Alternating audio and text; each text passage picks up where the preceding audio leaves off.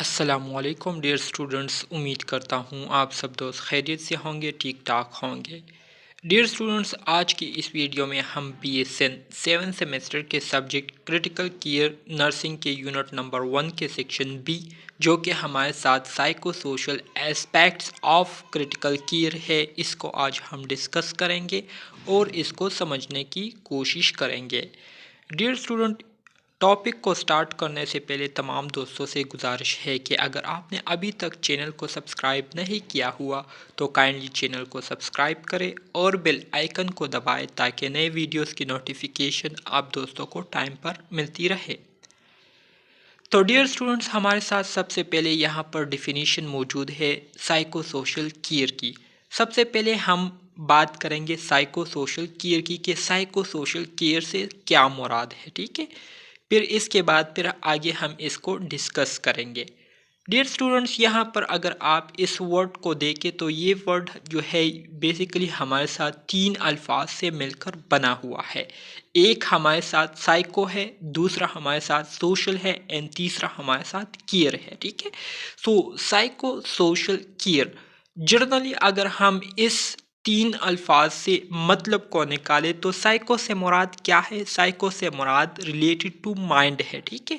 हमारे सोच से रिलेटेड है, हमारे थिंकिंग से रिलेटेड है, हमारे टॉकिंग से रिलेटेड है, हमारे एटीट्यूड से रिलेटेड है, ठीक है। दूसरा जो टर्म है सोशल, सोशल से मुराद हमारे जो इमोशनल कंडीशन है, ठीक है, हमारे जो सोशल इंटरेक्शन है लोगों के साथ और हमारे अपने जो नज़रिए है, ठीक है, तो ये सोशल में आती है। जबकि तीसरा जो वर्ड है केयर, तो केयर से मुराद क्या है? केयर से मुराद ख्याल रखना या ख्याल करना है, ठीक है। सो साइको सोशल केयर की अगर हम आम अल्फाज में मतलब ले तो साइको सोशल केयर से मुराद एक ऐसी केयर जिसमें हम साइकोलॉजिकली और सोशली अपने पेशेंट को क्या करें, सपोर्ट करें और अपने पेशेंट की जो साइकोलॉजिकल नीड्स है और उनके जो सोशल नीड है उसको हम पूरा करें। तो इस तरह के केयर को हम क्या कहेंगे? इस तरह के केयर करने को हम साइको सोशल केयर कहेंगे, ठीक है। अब यहाँ पर हमारे साथ डिफिनीशन भी दी गई है। इस डिफिनीशन को अब हम डिटेल के साथ अंडरस्टैंड करने की कोशिश करेंगे। So the care which is concerned with the psychological and emotional well-being of the patient and their family or carers, including issues of self-esteem, insight into an adaptation to the illness and its consequences, is called psychosocial care. So dear student, जैसे कि मैंने आपको start में इन तीन अल्फाज का मतलब बताया कि साइको सोशल केयर यूजुअली हमारे साथ वो केयर है जिसमें हम बेसिकली अपने पेशेंट की जो साइकोलॉजिकल कंडीशन या जो साइकोलॉजिकल नीड्स होते हैं और इसके साथ साथ उनके जो इमोशनल कंडीशन या इमोशनल नीड्स होते हैं तो उसका हम क्या करते हैं, उसका हम ख्याल रखते हैं। इसके साथ साथ पेशेंट के साथ जो अटेंडेंट आए हुए होते हैं, चाहे वो उनके फैमिली मेम्बर हो या कोई और हो, और उनके साथ जो केयरर होते हैं, ख्याल रखने वाले होते हैं, तो उनके भी हम क्या करते हैं, साइकोलॉजिकल और इमोशनल नीड्स को हम देखते हैं और उन की क्या करते हैं, केयर करते हैं, जिसमें उनके सेल्फ इस्टीम से रिलेटेड इशू आ जाते हैं। इसके साथ साथ इलनेस की वजह से वो जिन परेशानियों को फेस कर रहे होते हैं और उन को अडॉप्ट करने की कोशिश कर रहे होते हैं और इसके साथ साथ उनके जो कंसिक्वेंसेस हैं, नुकसानात उनको फेस करने पड़ते हैं। तो इन सारी चीज़ों को लेकर उनकी जब हम साइकोलॉजिकल और इमोशनल नीड्स को पूरा करते हैं, उनका ख्याल रखते हैं, तो इस किस्म की जो केयर होती है इसको हम क्या कहते हैं? इसको हम साइको सोशल केयर कहते हैं, ठीक है। उम्मीद करता हूँ इसकी समझ आप दोस्तों को आ गई होगी। अब हम बात करते हैं, यहाँ पर हमारे साथ एक दूसरा टर्म यूज़ हुआ है जिसको हम साइको सोशल सपोर्ट कहते हैं। पहले हमने साइको सोशल केयर की बात की, अब हम बात करेंगे साइको सोशल सपोर्ट की। साइको सोशल सपोर्ट से मुराद एक ऐसी सपोर्ट जिसमें हम अपने पेशेंट को साइकोलॉजिकली भी जो है उनको सपोर्ट करें और इसके साथ साथ उनको जो है सोशली भी हम उनको सपोर्ट करें। तो इस किस्म के सपोर्ट को साइको सोशल सपोर्ट कहते हैं, ठीक है। तो psycho social support refers to those aspects of the relationship that enhance the person's competence, identity, self-worth, and effectiveness in a particular role is called psychosocial support। इससे मुराद ये है कि हम अपने पेशेंट को इस तरह से साइको सोशल सपोर्ट दें जिससे उनकी जो रिलेशनशिप है, ठीक है, उसमें इन्हांसमेंट आ जाए, ठीक है, उसमें बेहतरी आ जाए और इस तरह से वो बंदा जो है अपने आप को कॉम्पिटेंस समझे। कॉम्पिटेंस से मुराद वो अपने आप को काबिल समझे, इसके साथ साथ वो अपनी आइडेंटिटी को जो है अंडरस्टैंड करे, सेल्फ वर्थ अपने आप को समझे। सेल्फ वर्थ से मुराद अपने ऊपर उनका जो है अपने ऊपर एतमाद हो और इस तरह से वो कोई भी काम आप उसको दे तो वो उस काम को एक पुरअसर तरीके से परफॉर्म करे, उसको पूरा करे। तो इस किस्म की जो सपोर्ट हम अपने पेशेंट को देते हैं जिसमें पेशेंट इन सारे चीज़ों के काबिल हो जाता है और अपने आप को जो है वो कॉम्पिटेंस समझता है और ख़ुद एतमाद होता है, ठीक है, उनको जो है अपने ऊपर एतमाद होता है सपोर्ट्स की वजह से। तो इस किस्म के सपोर्ट्स को क्या कहते हैं? साइको सोशल सपोर्ट कहते हैं, ठीक है। डियर स्टूडेंट्स, अब हम मज़ीद आगे बढ़ते हैं psycho social aspects in critical care setting. जब हम क्रिटिकल केयर सेटिंग की तरफ जाते हैं तो क्रिटिकल केयर सेटिंग में हम किस तरह से जो साइको सोशल एस्पेक्ट्स है वो क्या है, ठीक है। Patient treated in intensive care unit though receive the best medical attention are found to suffer from trauma typically attributed to the intensive care unit environment। कहते हैं कि वो पेशेंट जो कि इंटेंसिव केयर यूनिट में होते हैं तो उनको सबसे बेहतरीन अटेंशन दी जाती है और सबसे बेहतरीन केयर दी जाती है क्योंकि वहाँ पर जो है 24 आवर्स जो है नर्सेज उनके साथ होते हैं, ठीक है, और उनकी जो है सेकंड की जो कंडीशन होती है उसको मॉनिटर कर रहे होते हैं और इस तरह से उनको जो है सबसे बेस्ट मेडिकल अटेंशन मिल रही होती है। लेकिन इसके बावजूद भी वहाँ पर पेशेंट को जो है ट्रॉमा से गुजरना पड़ता है, ट्रॉमा फेस करना पड़ता है इंटेंसिव केयर यूनिट एनवायरनमेंट में, ठीक है। तो इस पर अब हम आगे बात करेंगे कि इतनी अटेंशन देने के बावजूद, इतनी केयर देने के बावजूद भी पेशेंट क्यों ट्रॉमा में चले जाते हैं, क्यों वो ट्रॉमा को फेस करते हैं, ठीक है। So biopsychosocial approach in intensive care units is found to minimize intensive care unit in traumas, ठीक है। बायो साइको सोशल अप्रोच ये हमारे साथ एक पर्सपेक्टिव है, एक नज़रिया है इंटेंसिव केयर यूनिट्स के लिए जिसके ज़रिए इंटेंसिव केयर यूनिट में जो पेशेंट ट्रॉमा फेस करते हैं या जो ट्रॉमा सफ़र करते हैं तो इस बायो साइको सोशल अप्रोच के ज़रिए हम उस इंटेंसिव केयर यूनिट ट्रॉमास को कम से कम कर सकते हैं, ठीक है। किस तरह से कर सकते हैं इसको आगे स्लाइड में अब हम डिस्कस करेंगे। सबसे पहले तो हम बात करेंगे कि technological advancement and the emphasis on holistic approach to treatment and care of patient are proving to place contrasting demands on medical professions, ठीक है। डियर स्टूडेंट्स, ये तो आप सब दोस्तों को पता है कि दिन ब दिन जो है टेक्नोलॉजी में जो है वो एडवांसमेंट आ रही है, ठीक है। और इसके साथ साथ जब हम अपने पेशेंट को होलिस्टिक केयर देने की बात करते हैं तो होलिस्टिक केयर और होलिस्टिक ट्रीटमेंट देने के लिए ज़ाहिरी बात है फिर हमें मेडिकल प्रोफेशन के जितनी भी डिमांड्स हैं उन डिमांड्स को भी फिर देखना पड़ता है और उन डिमांड्स को भी फिर पूरा करना पड़ता है, ठीक है। A patient in intensive care unit turning into passive recipient of incomprehensible invasive procedures and gun-filled communications amongst the doctor, beeps of gadgets attached to self and neighbor patient through receive best medical care is left to suffer anxiety and trauma in isolation.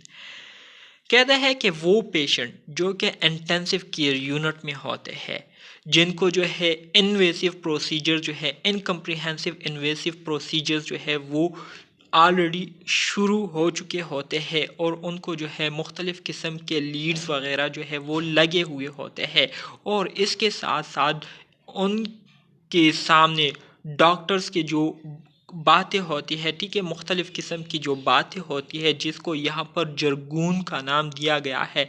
जरगून से मुराद ऐसी बातें जो कि patient के लिए बिल्कुल समझ से बाहर होती है, ठीक है। इसके साथ साथ वो मशीनें जो कि पेशेंट को लगी हुई होती है तो उन मशीनों से जो मुख्तलिफ़ किस्म की आवाज़ें निकलती है और इसके साथ साथ उस पेशेंट की साथ जो दूसरे पेशेंट होते हैं तो उन पेशेंट की मशीनों से भी मुख्तलिफ़ किस्म की आवाज़ें निकलती है, ठीक है। और पेशेंट जो है वो उन आवाज़ों को सुनते हैं और उसको महसूस भी करते हैं। तो इन आवाज़ों की वजह से पेशेंट जो है वो एंजाइटी का शिकार हो जाते हैं और बहुत ज़्यादा जो है वो अपने आप को आइसोलेटेड महसूस करते हैं, अपने आप को अकेला महसूस करते हैं, लाचार महसूस करते हैं, जिसकी वजह से वो ट्रॉमा में चले जाते हैं, ठीक है। Artificial light patient care procedures namely collections of blood samples हो गए, measuring vital sign, administering medication, assessing output via catheter and patient bath happening round the clock cause disruption in circadian rhythm, contribute to the incidence of intensive care unit delirium, ठीक है। इसके अलावा जो artificial lights होते हैं machines के, ठीक है, इसके अलावा पेशेंट केयर के जो प्रोसीजर्स किए जाते हैं जिसमें ब्लड सैंपल्स लेना, वाइटल साइन हो गए है, मुख्तलिफ़ किस्म के मेडिकेशन को पेशेंट को देना हो गया। इसी तरह से पेशेंट के जो आउटपुट यूरिन है उसको कैथेटर के ज़रिए जो है उसको एसेस किया जाता है और पेशेंट्स को बात देना।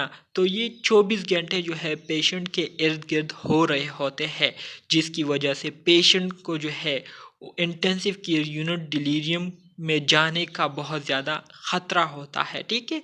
और इस वजह से जो है वो डिलीरियम में चले जाते हैं। फियर एंड एंजाइटी हो गई, एमनीजिया हो गया, हेलुसिनेशन और flash back depression and nightmares are some of the repercussion of intensive care units।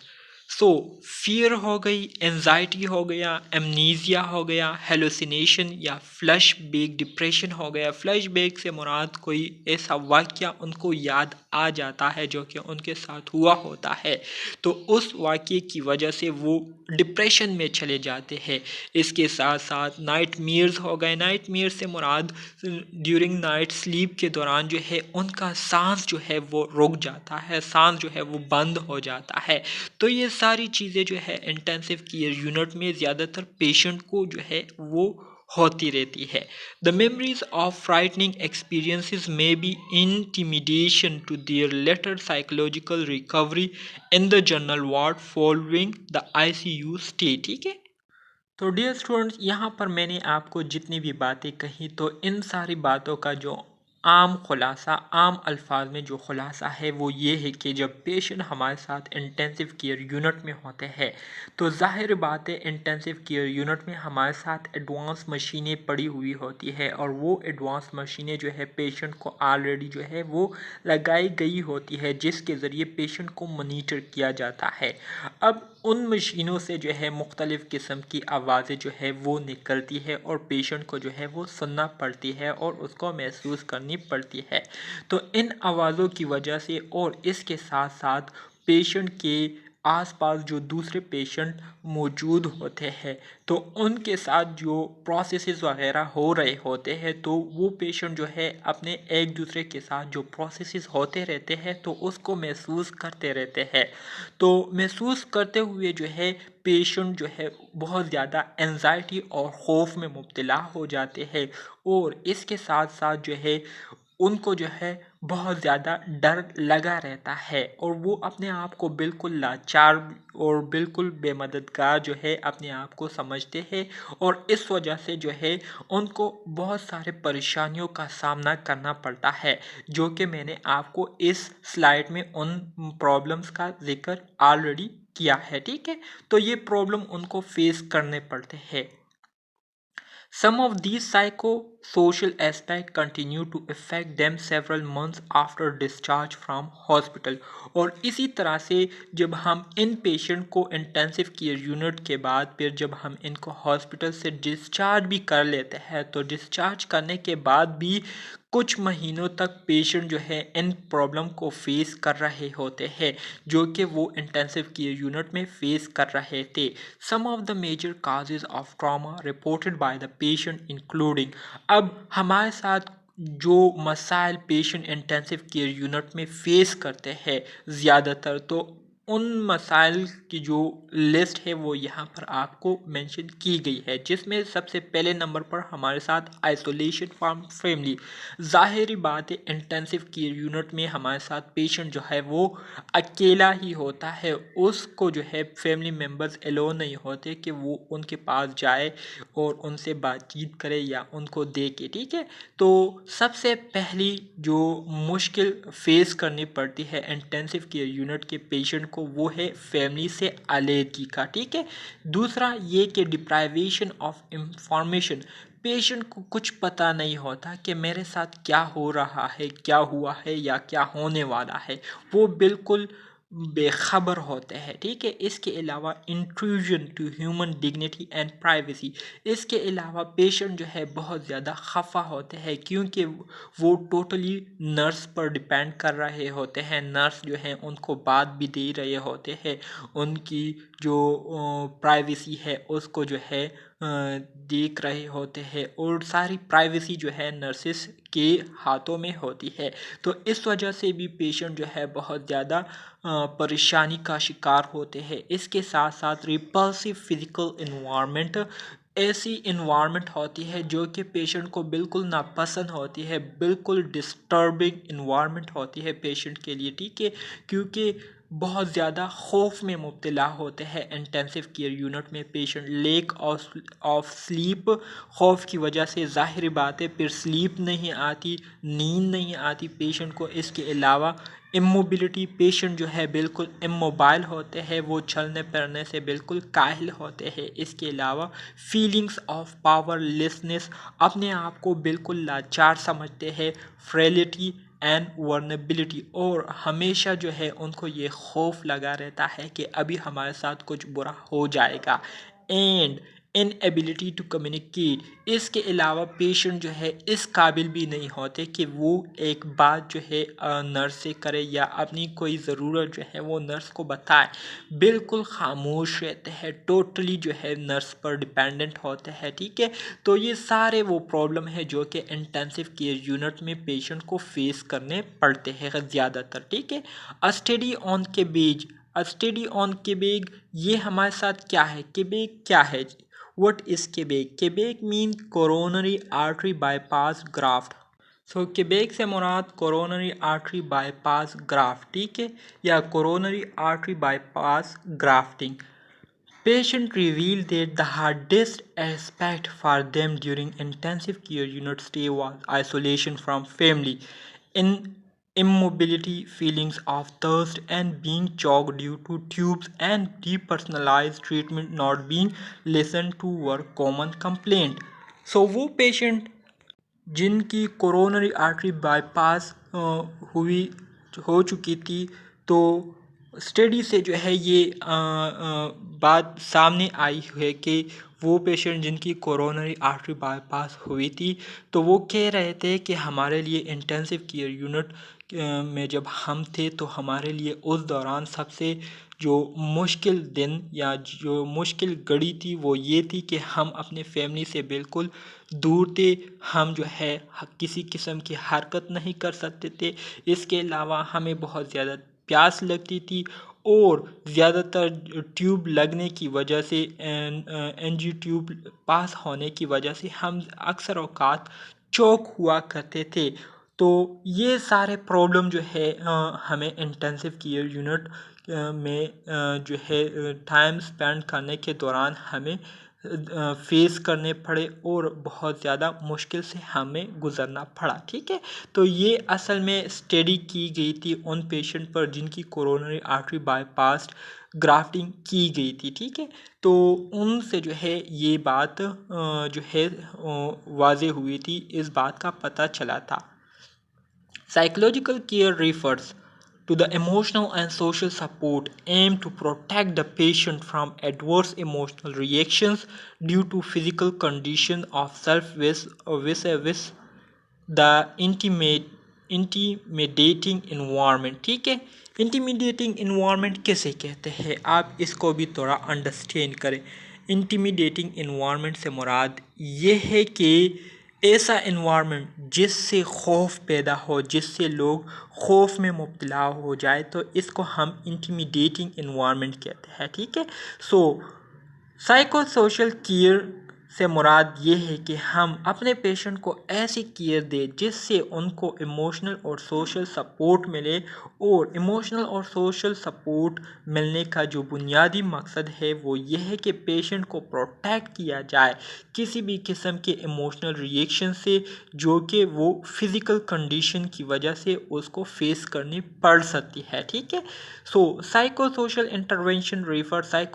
Intervention से मुराद ये है कि the holistic approach that facilitate the handling of individual going through the ordeal of disease and help to re-establish the normal functioning is called psychosocial intervention।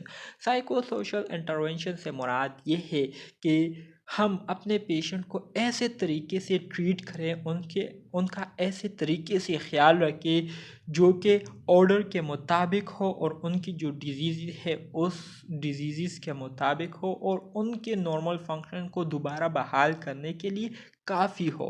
तो इस तरह की जो care होती है, इस तरह की जो इंटरवेंशन होती है, तो इसको क्या कहते हैं, इसको साइको सोशल इंटरवेंशन कहते हैं। ठीक है, according to Institute of Medicine, psychosocial care intervention facilitates the handling of individuals going through the ordeal of the dreadful disease and help to re-establish the normal functioning is called psychosocial care intervention। Institute of medicine के मुताबिक psycho social care intervention ये हमारे साथ वो intervention है जिसमें हम अपने पेशेंट को ऐसी हालत में हैंडल करते हैं जो कि बहुत ज़्यादा ही ख़तरनाक होती है, बहुत ज़्यादा ही क्रिटिकल होती है। और ऐसे हालात में जब हम अपने पेशेंट को हैंडल करते हैं और उनको एक ऐसे स्टेट में लाने की कोशिश करते हैं जहां पर उनके जो नॉर्मल फंक्शनिंग है वो दोबारा से बहाल हो जाते हैं, दोबारा से वो नॉर्मली फंक्शन करना शुरू कर देते हैं, तो इस तरह की जो इंटरवेंशन होती है तो इसको क्या कहते हैं, इसको साइको सोशल केयर इंटरवेंशन कहते हैं। ठीक है, the adverse psychosocial consequences of intensive care unit could be minimized, इसको हम कम कर सकते हैं। ठीक है, if not averted only if the care in intensive care unit emphasizes on the holistic approach that include psychosocial care, social and emotional support provided by the nursing staff was found to reduce the fear and anxiety in patient। ठीक है, कहते हैं कि जो intensive की unit में patient को जो प्रॉब्लम फेस करने पड़ते हैं, जो एंजाइटी और जो डिप्रेशन को फेस करना पड़ता है, तो इसको हम बिल्कुल आसानी से ख़त्म कर सकते हैं, कम कर सकते हैं। और हम इसको कम इस तरह से कर सकते हैं कि अगर हम इनको साइको सोशल केयर दें, इसके साथ साथ इनको हम सोशल और इमोशनल सपोर्ट दें, जो कि उनको वहाँ पर मौजूद जो नर्सिंग स्टाफ होती है वो उनको सोशल और इमोशनल सपोर्ट दे, तो इस सोशल और इमोशनल सपोर्ट की वजह से आपको पेशेंट में जो फियर और एंजाइटी है वो बहुत ज़्यादा कम होते हुए आपको देखने को मिलेगी। ठीक है, तो इस तरीके से जो है इंटेंसिव केयर यूनिट में हम अपने पेशेंट की जो एंजाइटी है, जो स्ट्रेस है, जो फियर है, जिस किस्म की भी प्रॉब्लम है, मसले हैं पेशेंट को इंटेंसिव केयर यूनिट में, उसको हम इन तरीक़ों से क्या कर सकते हैं, मैनेज कर सकते हैं, कम कर सकते हैं और अपने पेशेंट को रिलैक्सेशन प्रोवाइड कर सकते हैं। ठीक है, मज़ीद आगे बढ़ते हैं। कहते हैं कि perceive social support was found to be an effective moderator in reducing anxiety in patient who underwent invasive cardiac procedures. ठीक है, कहते हैं कि जब भी किसी पेशेंट को सोशल सपोर्ट मिली हुई है तो इससे जो है उसकी एंजाइटी में बहुत ज़्यादा जो है कमी देखने को मिली है। ठीक है, research evidence suggests that intensive care that integrate psychosocial dimension positively impact the pace of recovery and minimize the condition leading to relapse and rehospitalization। Research से जो है ये बात सामने आई हुई है कि जब इंटेंसिव केयर में पेशेंट को इस तरीके से ट्रीट किया जाता है कि उनको साइको सोशल डायमेंशन के मुताबिक उनको पॉजिटिवली ट्रीट किया जाए तो ऐसे कंडीशन में जो है उनके रिलेप्स होने और दोबारा री होने की जो चांसेस है वो बहुत ज़्यादा कम हो जाते हैं और उनकी जो रिकवरी है वो आसानी से हो जाती है और पुरअमन तरीके से हो जाती है। ठीक है, क्यों हो जाती है? क्योंकि उनको साइको सोशल डायमेंशन में रहते हुए या उसके मुताबिक उनको केयर दी गई होती है, तो इस वजह से उनकी जो रिकवरी है वो भी बहुत जल्दी हो जाती है और फिर दोबारा हॉस्पिटलाइज होने के चांसेस भी बहुत ज़्यादा कम होते हैं या ना होने के बराबर होते हैं। Psychosocial aspects and nursing. Nursing involves being a competent practitioner in physical, social, and psychological care of the patient in the preventive, promotive, curative, and rehabilitative sphere। Nursing जो है, नर्सिंग में हमारे साथ कॉम्पिटेंट प्रैक्टिशनर इन्वॉल्व होते हैं जो कि physically, socially, psychological care of patient की साइकोलॉजिकल केयर में जो है बहुत ज़्यादा कॉम्पिटेंट होते हैं, बहुत ज़्यादा काबिल होते हैं और इस तरह से पेशेंट को प्रिवेंट करते हैं, उनकी जो कंडीशन है उसको प्रमोट करते हैं, उनको क्योर करते हैं और इसी तरह से उनकी रिहैबिलिटेशन में बहुत ज़्यादा इम्पोर्टेंट रोल प्ले करते हैं। ठीक है, this also applies to intensive nursing cares.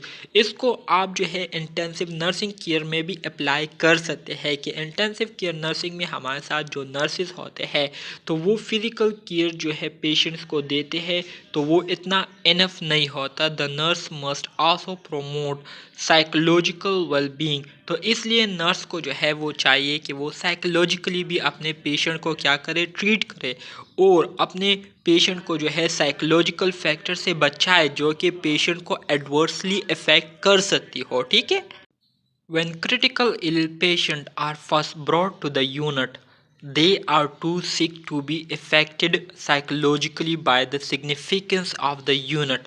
Later, emotional stress will be superimposed on the stress of the illness and this can result in psychotic and neurotic behavior।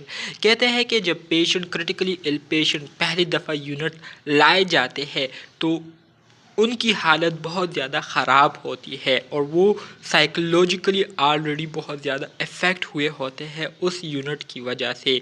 इसके बाद फिर वो emotional stress में भी पड़ जाते हैं और इमोशनल स्ट्रेस भी जो है साइकोलॉजिकल स्ट्रेस के साथ हो जाता है जिसकी वजह से वो साइकोटिक और न्यूरोटिक बिहेवियर में मुब्तला हो जाते हैं, मतलब वो साइकोटिक और न्यूरोटिक डिजीज़ का शिकार हो जाते हैं। Causes of psychological problem in patient। अब साइकोलॉजिकल प्रॉब्लम जो पेशेंट को आते हैं तो उनकी काजेज़ क्या है, उसके पीछे वजूहात क्या होते हैं। तो उसके पीछे जो काजेज़ होती है उसमें पहले नंबर पर हमारे साथ फ़ियर एंड एंजाइटी आती है कि पेशेंट जो है बहुत ज़्यादा खौफ में मुब्तला हो चुका होता है, बहुत ज़्यादा एंशियस हो चुका होता है।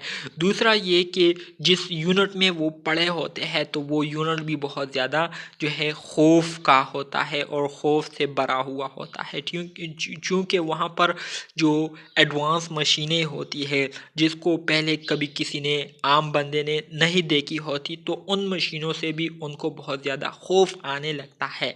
इसके अलावा communication, patient in the intensive care unit are submitted to both sensory over stimulation and sensory deprivation. ठीक है, अब इंटेंसिव केयर यूनिट में जो पेशेंट होते हैं वहाँ पर जो एडमिट हुए होते हैं तो वो हर तरह की बात को सुन सकते भी होते हैं, हर तरह की आवाज़ों को वो महसूस कर रहे होते हैं, लेकिन इसके बावजूद वो उस के हवाले से कोई रिस्पॉन्स नहीं दे सकते। ठीक है, ओवर स्टिमुलेशन बाय नॉइस बहुत ज़्यादा होती है लाइट एंड न्यू थिंग्स, नई चीज़ों की वजह से।